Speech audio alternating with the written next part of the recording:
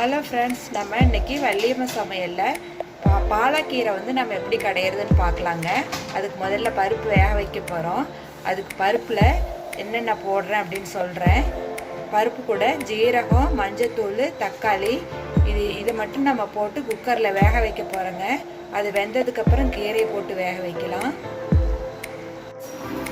5 விசிலுக்கு விட போகிறோம். 5 விசில் வந்தவுடனே ஆஃப் பண்ணிடலாம். அடுத்தது நம்ம தாளிச்சு கொட்டி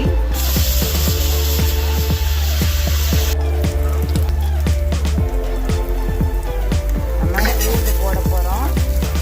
பூண்டு நல்லா வறுபடட்டும்.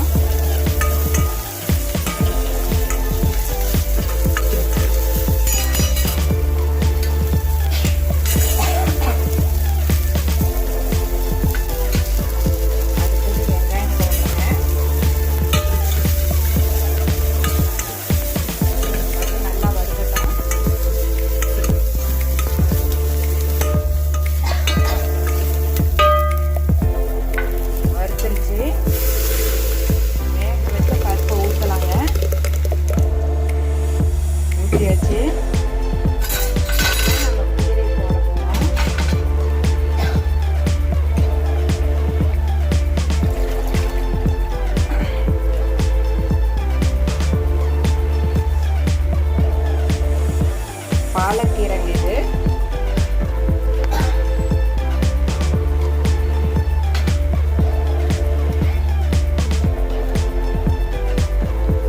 மூடி வச்சு வேகட்டும். ஒரு 10 நிமிஷம் வேண்டாம். நம்ம உப்பு போட்டு கடையலாம். கீரை வெந்திருக்குங்க, பார்க்கலாம். கீரை வெந்துருச்சுங்க நல்லா. நம்ம இனிமேட்டுக்கு உப்பு போட்டு கடையலாம். பெருங்காயம் போட்டிருக்குது, அது வீடியோவில் வரல. கீரை கடைஞ்சாச்சுங்க, பாருங்கள், சூப்பராக வந்திருக்குது.